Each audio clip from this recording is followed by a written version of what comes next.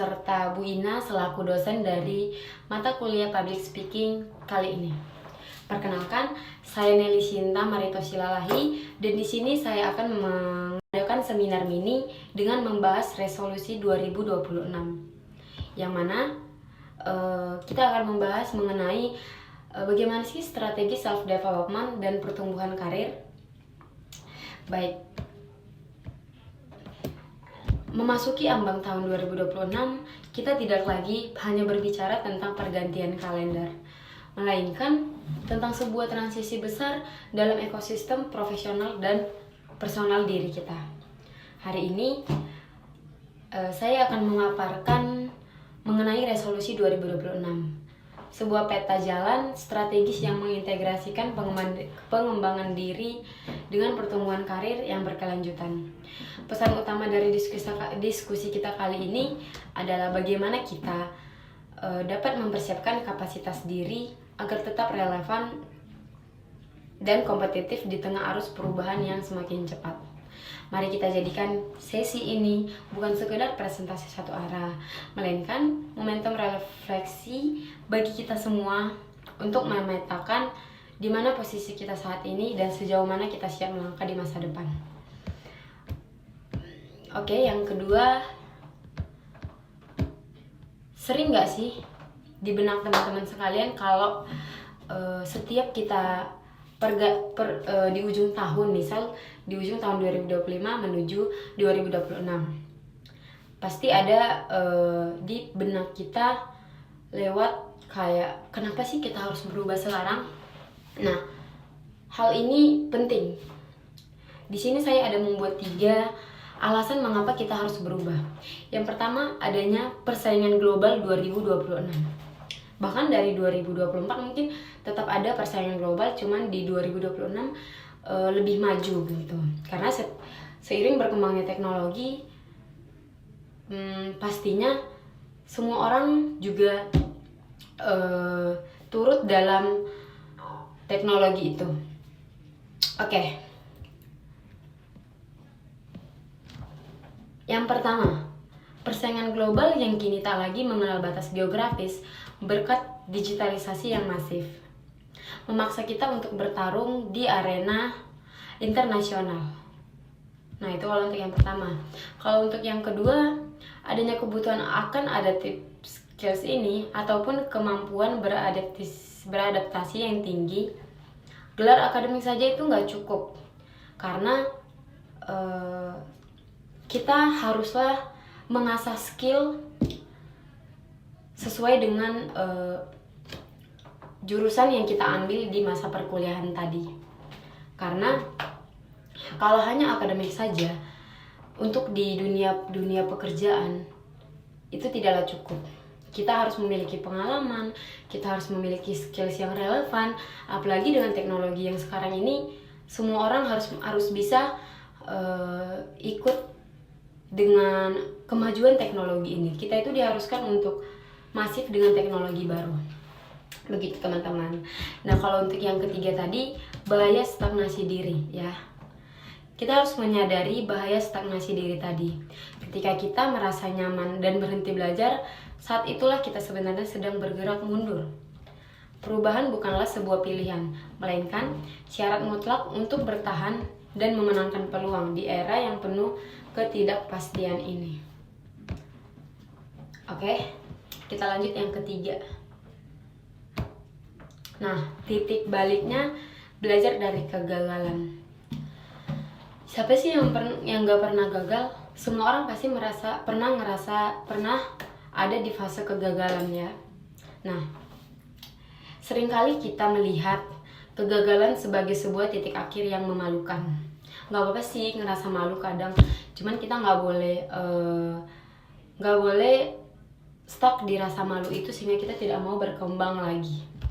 Nah, padahal dalam manajemen pengembangan diri, kegagalan itu adalah sebuah titik balik yang sangat berharga. Kita dapat belajar dari kegagalan itu, kita dapat belajar dari pengalaman. Nah, di slide ini saya akan menekankan bahwa proses belajar yang paling autentik justru lahir ketika rencana kita tidak berjalan sesuai harapan. Kegagalan memberikan kita data mentah mengenai kelemahan yang harus kita perbaiki tadi, dan kekuatan yang perlu kita tingkatkan dan kita pertajam kembali.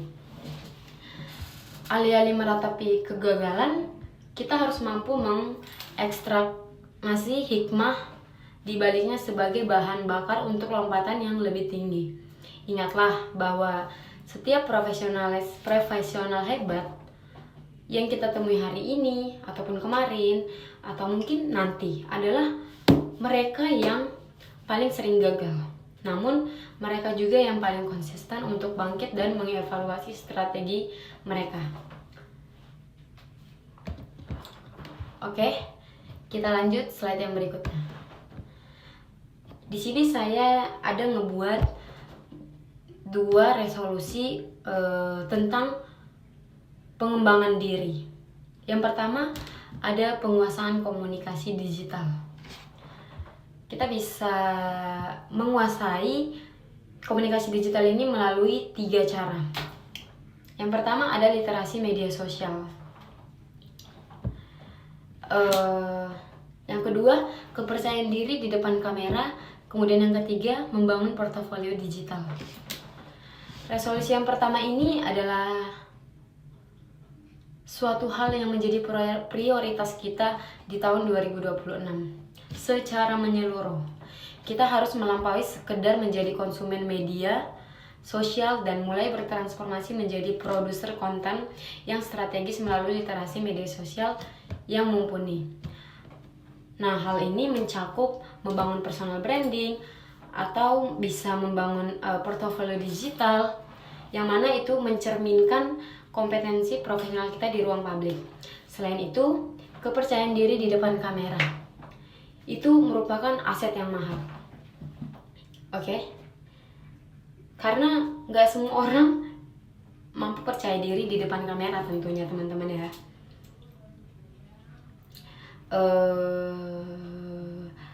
Kemampuan menyampaikan gagasan secara visual dan digital adalah bahasa universal baru dalam dunia kerja modern.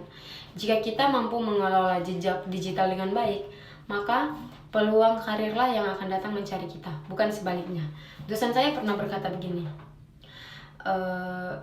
kalau kita melek dunia digital, oke, kita bagian dari penikmatnya. Tapi hendaklah lebih baik kita ini sebagai produsernya. Karena selain itu dapat membangun portofolio digital kita, personal branding, bagaimana orang mengenal. Ketika pun kita tidak menjadi seorang konten kreator di digital, ketika kita melamar pekerjaan lulus S1, HRD bakal ngelihat semua media sosial kita. Bagaimana kita bermedia sosial, bagaimana kita membangun kepercayaan diri kita, dan hal itu sangat penting. Dan saya mulai menerapkan itu, namun perlahan-lahan mungkin bisa, namun tidak secepat itu. Namun yang saya sadari sekarang adalah bahwa hal itu sangat penting, teman-teman. Oke, kita lanjut yang kedua. Resolusi kedua, kesehatan mental dan produktivitas.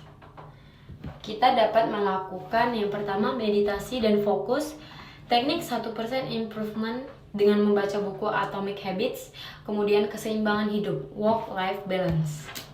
Oke.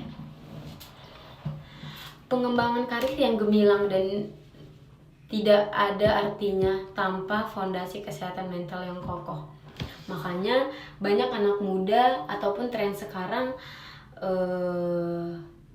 ada kalimat tren work-life balance. Karena kalau kita kebanyakan bekerja, kita tidak bisa menikmati hidup, itu sama aja dong pastinya ya. Oke, yang kedua teknik 1% improvement Atomic Habits. Kalau yang bagian kedua ini menitik beratkan pada keseimbangan antara produktivitas dan ketenangan batin seperti yang saya bilang tadi. Oke?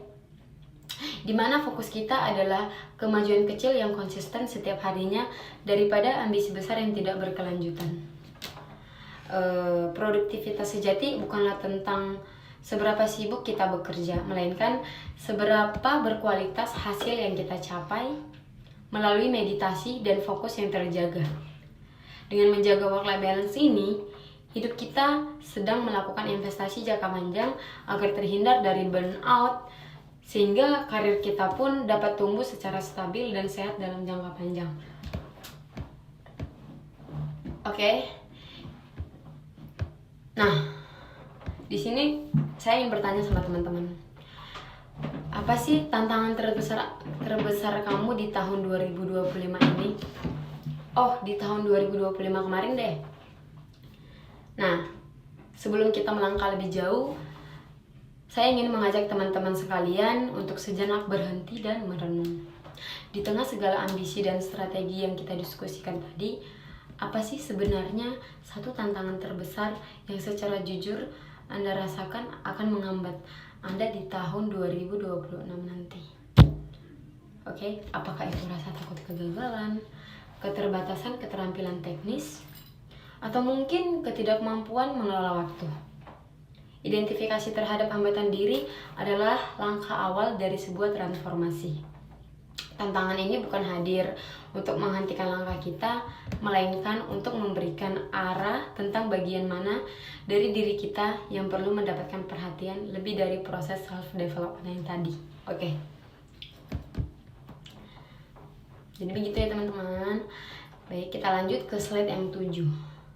Slide berikutnya. Oke. Pada slide ini, saya ingin menekankan mulai sekarang, bukan nanti. Karena masa depan adalah akumulasi dari keputusan hari ini. Sebagai penutup ini, saya hanya ingin menegaskan kembali, bahwa masa depan yang gemilang di tahun 2026 bukanlah sebuah kebetulan yang jatuh dari langit. Lucu dong. Melainkan akumulasi dari keputusan kecil yang kita ambil hari ini. Tidak ada kata nanti untuk sebuah perbaikan diri. Setiap detik penundaan adalah peluang yang hilang. Mari kita mulai sekarang dengan segala sumber daya yang kita miliki untuk berani mengambil langkah pertama menuju pertumbuhan karir yang kita impikan tadi. Keputusan kita untuk berubah saat ini adalah komitmen terbaik bagi diri kita di masa depan nanti. Cukup.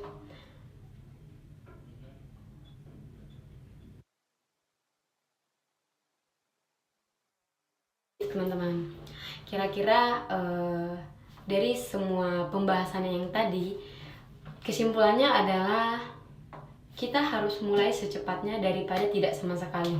Karena seiring berjalannya waktu, udah pasti teknologi itu semakin maju dan kita harus melek terhadap teknologi itu. Seperti zaman dahulu, semua orang nonton berita ataupun nonton sinetron itu di televisi. Tapi sekarang kita bisa menikmatinya di telepon kita masing-masing. Kita hanya perlu berlangganan dengan aplikasi yang menyediakan platform itu, dan kita bisa menikmatinya. Nah, demikian presentasi saya. Semoga strategi ini dapat menjadi kompas bagi perjalanan karir rekan-rekan semua. Terima kasih teman-teman sekalian dan Bu Ina juga. Mohon maaf bila ada kata yang salah.